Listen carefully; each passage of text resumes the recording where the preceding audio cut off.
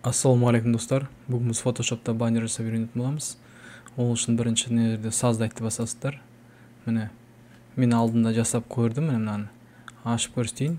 Осыны қазір жаңадан жасайтын боламыз. Мына қысқаша жасап бастағаным, осыны қазір жасайтын боламыз жаңадан. Ол үшін мен создать кнопкасын басам. Ол жерде заказная дейді, міне өзі форматы дайын тұр. Бұл деген Full HD форматында тұр, 72.dpi-да. Осындай қала береді, және мына жерде цветовая гамма RGB фоны ақ болып қала берсін дейді. Жарайды, бұл жер бәрі қала береді. Мына жер 8. Осының бәріне көңіл аударыңыздар. Создайтты басамыз. Міне бізде шықты. Енді осыған жаңағындай баннер создавать ету үшін мен пицца, яғни пиццаның жарнамасын жасауым керек. Ол үшін менің идеям қара емес, темный фонда, ағаш фонда пицца, және сол пиццаның атын мен уақытша жай ғана бір ат бере салдым. Хан пицца деп. Соны қазір жазатын боламын. Ол үшін мен интернетке Googleға жаздым. Болмаса Яндексқа кіріп пицца деп жаздым. Ең бірінші қандай пицца шығады, соны ала салыңыздар. Мысалы, менде мына пицца шықты. Міне. Мен мынаны ала салдым. Ол жерді басасыздар, мына жерде открытті басасыздар, міне. Осыны алып сохранить етесіздер. Сохранить етіп алдым, міне. Мен Photoshop'та ашамын. Мынаны бүйтіп тартып аламын. Алған папкаңызды ашып аласыздар. Окошкамен клавиатурада окошко бар ғой, сізде сонымен басып тұрып E әрпін бассаңыз, сізде соңғы документ проводник шығарып береді. Сол жерден сіз жаңаңыз тауып аласыз да. Мысалы, мен өзім жеке көшіріп алдым. Яғни жаңа пиццаны көшіріп алдым. Оны басып тұрып мына жаққа тартсаңыз болады. Және бірден осы негізге тартсаңыз болады, фоныңызға. Тартсаңыз сізде міне ол осындай болып шығады. Көріп отырсыздар ма? Бұл дегеніміз бізде ол бірден не болып шығып тұр, бізде смарт объект болып шығып тұр. Оны сіздер растырға айналдыруыңызға болады. Әзірше тиіспей қоя тұрайық. Осы күйінше тұрсын. Так, енді мен фон жасап алайын. Фон жасау үшін жерде мен фонды 2 рет осылай қала берсін. Googleға жазамын. Не деп? Текстура дерева деп. Текстура дерева темный деп жаздым, міне. Бірден маған, мысалы, маған мынау шығып тұр, мынау ұнап тұр. Осыны алдым, міне. Сохранить етіп қоям. Міне, көшіріп қойдым. Енді осыны енгіземін. Басып тұрамын да Photoshop'қа тартамын. Бағана ағаштың үстіне, неге пиццаның үстіне келеді. Осындай X болып тұрады. Альтты басып тұрасыз да, шетінен тартсаңыздар, пропорциональды түрде үлкейетін болады. Яғни жан-жағына міне. Осылай басқан соң міндетті түрде Enter'ді басасыздар. Міне, енгізілді. Енді мына пиццаның ақпен байланысты осы белгіленіп тұр ғой, ақ фон. Ол ақ фонын алып тастау үшін біз выделение дегенге кіреміз да, кнопканы басып предмет таңдаймыз. Предмет таңдаған соң бізде бірден белгілеп береді. Осы кезде мынандай шеттерінде қалып қалады. Көріп отырсыздар ма мынандай заттар? Осыны сіздер лассо деген инструмент алып, міне үшінші инструмент басып тұрсаңыздар, инструмент лассо дейді. Осыны алып, міне мына екіншісін басасыздар да, бүйтіп таңдап аласыз. Басып тұрып, керек жерін белгілеп аласыздар. Міне. Бүйтіп белгілеп алған соң, міне азайтасыз. Контролды басып тұрып, минусты бассаңыздар азаяды. Яғни артқа қарай шегіндіреді. Міне осыны басып тұрасыздар да, мына жерде слой дегенге кірген кезде мынандай төртбұрышты ортасында шеңбері бар сурет тұрады. Добавить слой маску дейді. Осыны бассаңыздар, міне бірден фон алып тастайды. Ол неге жоғалған жоқ. Мына жерде удалить масканы алып тастасаңыздар, ол тұрады. Ctrl-Z. Көріп отырсыздар ғой міне. Яғни уже пиццамыз дайын тұр. Сақтап алайық. Файлдың ішіне кіріп сохранить как, я болмаса Shift Ctrl-S. Басасыздар, пицца деп жазып қояйық. Хан деп. Enter'ді басасыздар. Енді біз бұған фонны от жіберейік. Мысалы, мен искры огня деп. Искры огня деп терімді бір кез келген нені таңдайық. Мына жерде тұрсын. Мынаны таңдайық. Открытті басамын. Открытті басам, сохранить какты басам. Болмаса бірден копировать картинку деймін да, мына жаққа алып кеп, Ctrl-C деген сөз ғой, мына жаққа Ctrl-V-ні басам. Міне, бірден көшіріп берді, оны кішірейтемін. Міне. Мына форматтың деңгейіне келтіріп, Enter'ді басамын. Және осы слойдың ішіне кірген кезде мына жерде обычный деген наложение. Осы басасыздар да, мен светлый, замена светлым дейді. Осыны таңдаймын, міне. Көріп отырсыздар ғой. Осылай қалсын, сәл кішірейтейік, қатты үлкен болмай ақ қойсын. және тағы бір искран алайық. Искран таңдап, мен мысалы мына түрін таңдадым. Так. Мына ашайында. Қай түрін аламыз?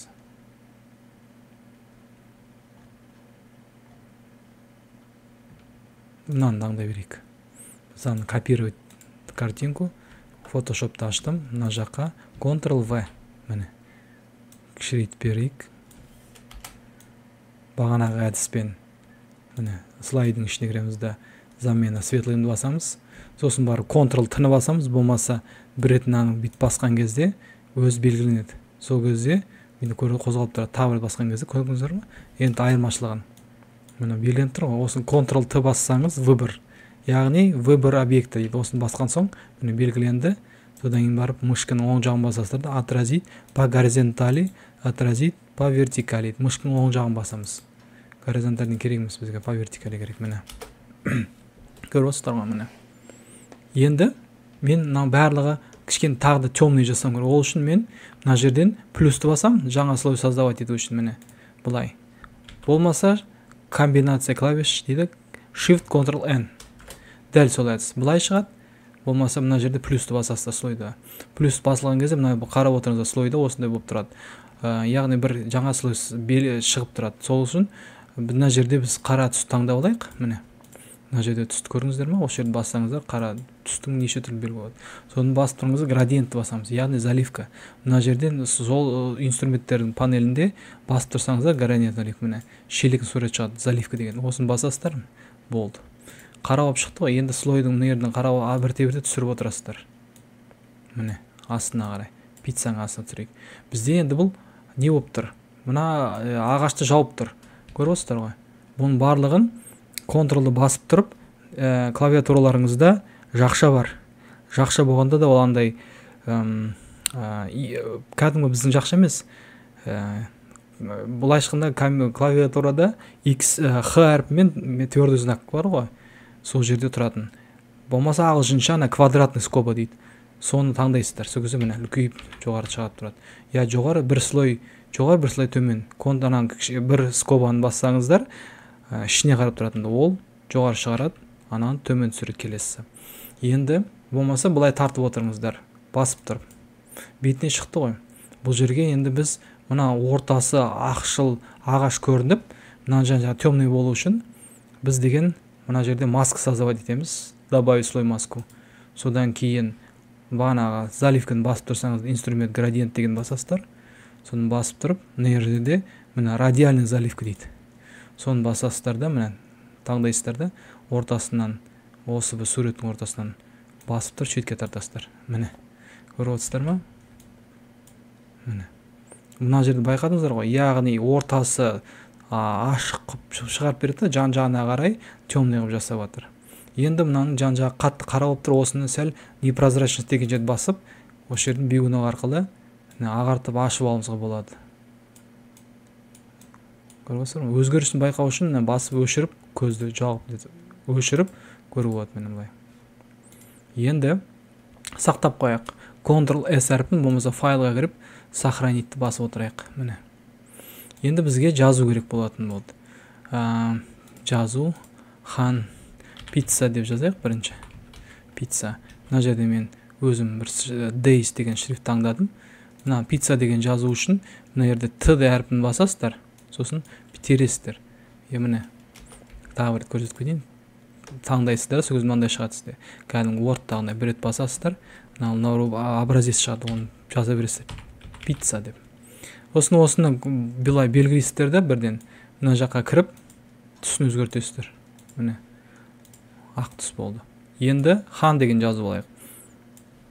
Оны дәл осындай текстті көшіру үшін альтты басып тұрасыздар да, міне. Осында екі стрелка шыққанша. Осыны шетке тарта саласыздар. Осыны тағы да Т әрпін басып, болмаса клавиатурада Т әрпін бассаңыз, міне. Осылай белгі болады. Бұлай өшіресізді. Хан деп жазайық. Хан. Бұны енді кішірейтейік. Хан дегенді. Кішірейту үшін, міне жанынан тартасыздар, өз кішірей қалады. Енді мен бұны пицца деген жазуды былай флаг я болмаса кішкене волна қылып толқын қылып жасағым келіп тұр. Ол үшін мен белгілеймін, яғни текстті осыны белгіленіп тұр, осыны 2 рет басамын мышкамен, міне былай. Болмаса мына Т әрпін басам да, былай Ctrl-A-ны басам, Т әрпін таңдап үстінен басам былай. Сосын бізде жоғары жақта мына Т-ның астында ерлеңден сызық шығады. Осы сызықты бассаңыздар, міне не показывать дейді, осыны бассаңыздар, міне волна деп шықты, көрдіңіздер ме? Мына жерде 50 деп тұр. Оны өздеріңіз енгізулеріңіз, өзгертулеріңіз болады, міне былай жасау болады. Мысалы былай жасау болады. Мен мына жерде 40-қа келтірейін, +40. Яғни хан деген жазу тұр. Енді осыны мынаны қалай таңдап жатыр десеңіздер, мына жерден таңдауларыңыз болады слойлардан. Я болмаса мына мышканың оң жағына апарасыздар да керекті затыңызға. Оң жағын бассаңыз, сізде осының аттар шығып тұрады. Сол жерде мына хан деп жазып тұр, яғни осы текстті белгілеу дейді. Осы арқылы тауып аласыздар міне. Мен Т әрпін осыны хан дегенді ерлең деп жасау үшін, яқ шығару үшін тағы да бір рет басамын да белгілеймін. Ctrl-A-ны бассам, белгілеп береді, выделить все дейді. Жаңаға и показывать алып волнаны басамыз міне.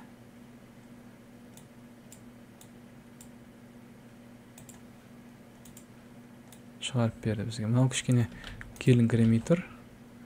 Тағы бір рет волна емес, флагты көрейік. Флаг қатты еткен. Осы флагты көрейік.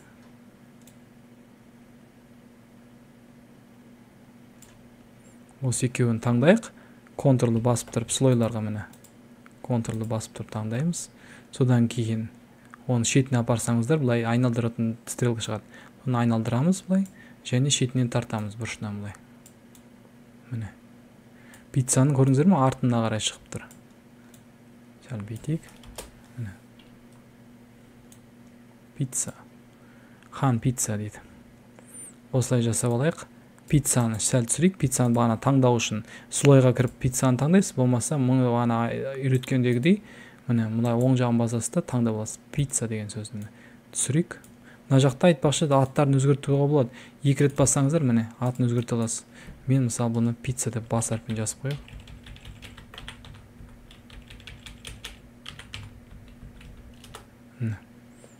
Осылай тағы үлкейтуге болады. Шетінен тартып. Енді бізге не істейміз? Мына жаққа өздеріңіздің QR кодтарыңызды мына жерге әкеп қоя саласыздар. Мен мысалы бір кез келген біреуін өзім создавать етіп қойғам. Сала салайын. Ол міндетті түрде осындай болу керек деген сөз емес, өздеріңіз білесіздер ғой QR код. QR кодтың ішінде сізге бірден мультисылка болуы мүмкін, яғни TikTok, Instagram, YouTube сол парақшаларына бірден. Міне осындай лақтырдық. Енді мынаны бояу үшін мен ақпен бояуым керек. Оны қалай істеймін? Мына жерден слай дегеннің ішіндегі FX-ті басасыздар, яғни эффектін. Ол жерде наложение цвета. Наложение цветаның мына жерде түсін бояуға болады. Көрдіңіз бе? Ақ болып тұра берсін. Мен де мысалы қызыл қылып бояуыңызға болады. Өзіңіз білесіз. Мына жақта міне кез келген пипеткамен алып түстерді алуға болады міне. Болмаса жасылмен мінекей. Үстіп келтіресіз да кішірейтіп қояйық сәл. Адамдар сканировать етеді. Енді мына жаққа бізге мына отты таңдайық, бағана мына искрамызды. Кішкене қатты үлкен болып тұр екен. Оны бүйтіп прозрачныйсын басып қояйық. Енді бізге мына жерде социальный иконкалар керек, яғни TikTok болсын, YouTube болсын, Instagram болсын. Менде дайындар бар. Оны деген бүйтіп аламын да көшіріп алғам. JPEG па любойымды аламын ғой, мысалы мен. Осыларды көшірім керек. Мысалы мен мына Instagram'ды алайын. Яғни алдымда Ctrl-G әрпін басам, яғни бірден маған Instagram'ды шығарып берді міне. Instagram тұр. Енді мынаны таңдаймын, social icon. Бұл жерде TikTok тұрсын, TikTok'ты ала салайын. Ол жерде TikTok емес, Telegram болуы мүмкін, ол маңызды емес. Ctrl-G әрпін басам, яғни бірден көшіріп берді. Міне көріп отырсыздар ғой міне. Мына бағана social icon деген нер слойдан алып тастаймын. Міне. Бағанағыдай. Мына жерде мен аламын да волшебный палочканы аламын. Яғни осы жерде міне панель инструментте волшебный палочка деген бар. Яғни үшінші инструмент. Міне былай алдым. Былай алдым. Осылай алдым да TikTok'ты. Ctrl-G әрпін болмаса бағанағындай бете салға болады бұны. Өшіргіш бар. Е деген әріп бассаңыздар волшебный ластик дейді. Міне мына фонын әкелесіз де өшіріп тастайсыз, көрдіңіздер ме? Былай. Енді сізде Т де тиктоктың знагы тұр. Енді мынаны таңдайсыздар, инстаграмды. Бұл жерде дәл солай бағанағы волшебный ластикпен өшіре аласыздар. Былай қояйық, қазір бізге көріну үшін бағана FX-қа кіріп наложение цвета жасаймыз. Міне мына жерде де тиктоктікін белгілейік, наложение цвета. Бағанағы біздің қолданған түсімізді байқап отырсыздар ма? Сақтап қалды жасыл түсті. Бағана QR-ымыздың түсін белгіледік екеуін. Сәл төмен түсіре салайық. Болмаса мына жаққа қоюға болады да. Мынаның барлығын да оңға қарай жылжытуға болады. Мына искралардың барлығын төмен түсіріп тастайын. Міне пиццаны таңдайық. Пиццаны шетке апарайық. Мына жерде орын қалсын. Мына жерде хан мен пицца деген сөз қойды. Міне пицца мен екеуін былай алайық та, замокпен белгілеп тастайық, екеуі бірге қозғалатын болсын. Міне мына жақта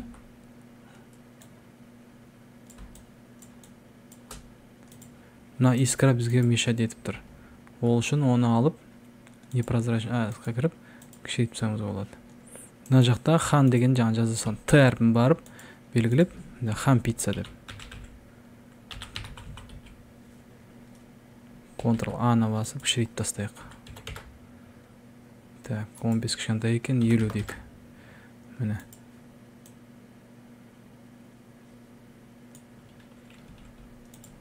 Обычный шрифтпен жазайық. Кішкене не ететін болсын. Оқылатын болсын. Arial мен жазайық та. Arial мен bold.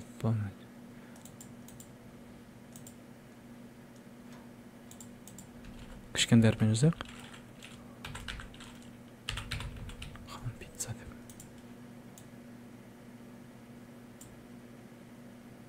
Иконкаларды сәл кішірейтейік.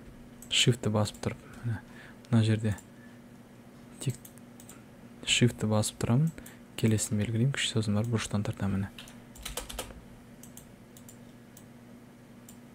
Дәл осыны мына жаққа да көшіре салайық. Мысалы, Инстаграмда алдында собачка келсе былай.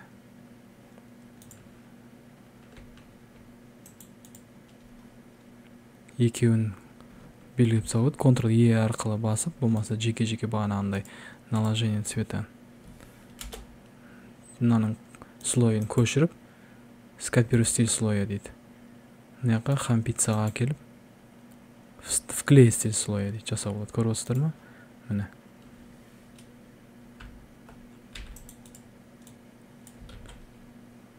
Отты жоғары көтерейік. Пиццаны таңдайық. Енді мына хан пиццаның сөзінің өзіне көлеңке берейік. Яғни мына сөздерге екеуінің замогын алып тастайық. Хан деген сөздің өзінде тень деген берейік. Көлеңке берейік. Наложениеміз нормальный қылайық. Және мына кішкене 80%-дай. Көріп отырсыздар ма? Ctrl плюс жақындатайын. Көрдіңіздер ме? Көлеңке шықты. Смещение басайын, міне. Сәл прозрачный жасайын.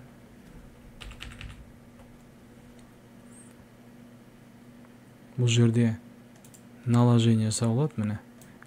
Градиентное наложение дейді. Басасыздар, мына жерде основной кіріп таңдай беруге болады. Өздеріңіз түс бересіз да. Міне.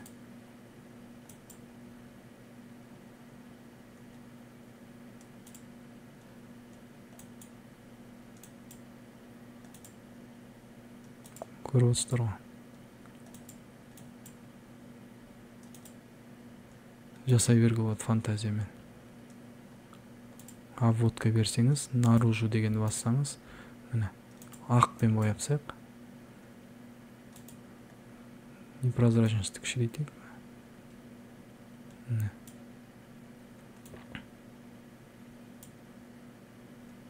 Ерде кішкене оранжевімен онша үйлесіп тұрған жоқ, сөздер өздеріңіз білесіздер ғой. Қандай жасағыларыңыз келеді, сондай жасай бересіздер. Бұны мен ақпен жасап қойын. негизи ана түс негизинде адамга аппетитный болуп көрүнү керек да. Сондуктан кичине көңүл аударуу керек логотипке да.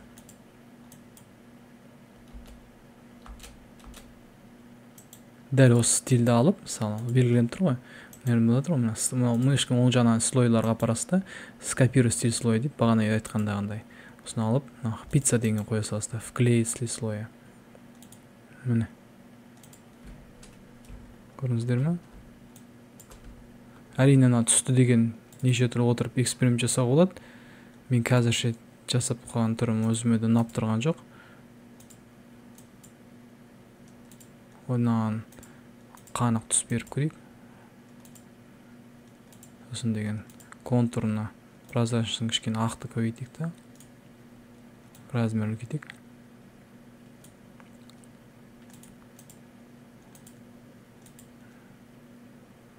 Міне, мына жерде де ойнатуға болады.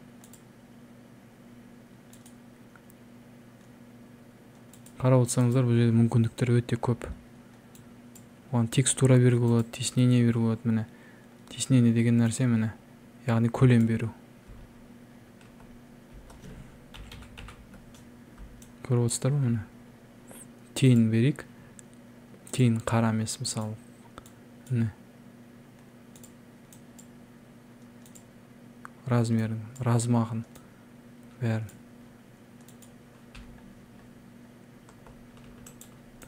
Екі жазуды таңдайық та, сәл жоғары көтерейік. Көріп отырсыздар ма? Мына хан деген жазуды маған сарғыш емес. Бұл жерде наложение алып тастайық та, мына екі рет бассаңыз. Наложение градиент емес, обычный ақпен ба осындай. Осы түсті екі түстен асырмау керек та, осындай қалдыра берейік. Бірақ контурын мен кішкене ақшылдау қылайын былай. Оқылсын. Болмаса тіпті алып тастайын қойдым осыны. Алып тастайын. Және наложение берген кезде, может быть, градиентпен берейін, бірақ радиальный емес, линейный. Және мына градусын жоғары қаратайын, или болмаса былай қаратайын. Яқтан пипетіңмен түсті алайын, көк түсті, жасыл түс дегенде. Бұлай қарай, жасыл түстің кішкене басқа түрін алайын, мынандай қылайын. Сол кезде бізде помидор мен бағанағы мына түстің екі несі үйлесім болады ғой. Мына жерде неше түрлі жасауға болады эксперимент. Тағы бір вариант жасап жіберейін. Мысалы, мына текстті алып, мен бірден растрға айналдырып жіберейін. Болмаса айналдырмай-ақ, мына лассоны алдым. Былай қарай бүйтіп белгіледім да, міне былай. Осылай істеп тұрмын, мына пицца деген жерге келтірдім ғой. Осы жерде белгіленіп тұр, Ctrl-G-ді бассам, мына растрға айналдырып алайын. Міне растрировать текст дейді. Енді Ctrl-G-ді бассам, J. Міне жаңа слой создавать етіп берді. Мына жақта ортасын бөліп берді. Мына жақта барлық эффект соған көшіп кетті. Оны алып, мен мысалы тиснениені алып тастайын. Міне тиснениені алып тастадым, контурды алып тастайын.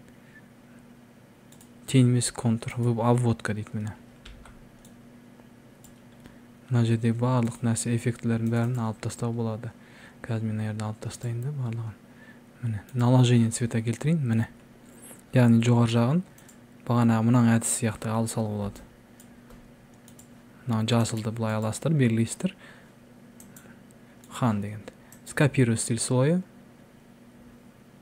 Қайда скопируй стиль слоя, міне. Және бағанағы таңдаған біздің мынау жасылымыз алтын слой болып тұр. Осының үстіне вклей стиль слой жасайсыздар. Міне. Дәл осылай қала береді, бірақ мына жерде теңді алып тастаңыздар, о міне. Енді наложениені аласыздар да, басасыздар да, бағанағы жасылын сәл темный қыласыздар, міне. Осы мына жерде градусын былай өзгертесіздер. Жасылын сәл былай жақындатсаңыздар, жоғары жағы жасыл болып қалады. Міне. Осылайша неше түрлі стилде қолдануға болады. Бұған болмаса, бұның барлығы тұра береді, яғни дубликат жасайын да мен. Міне. Осының бәрі қала берсін. Мынаның барлығын алып, артық заттың барлығын алып тастаймыз. Яғни көлеңке ғана қалдырамыз да, обводканы алып тастаймыз. тенді аламыз да қараға келтіреміз. Міне. И тиснение алып тастайық. Міне. Классический ақ түрде тұрсын. Наложение градиент емес, наложение цвета қылайық. Оны біз ақ қылайық. Міне. Осылай тұрса да жаман емес.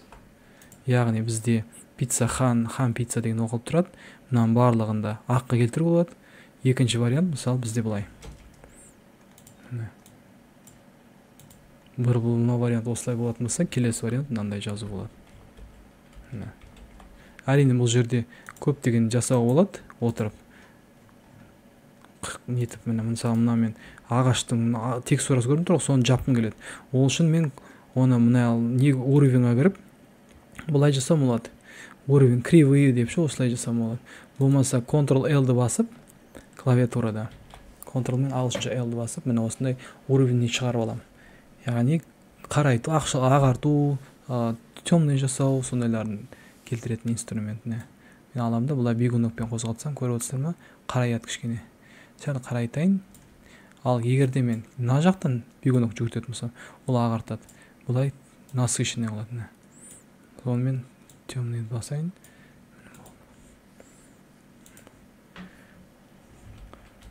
Сіздерге көрін, міне қысқаша осы. Әрине, бұның барлығын асықпай отыруға болады. Сіздерге ұнаса лайк басыңыздар. Каналға тіркелуді ұмытпаңыздар, міндетті түрде.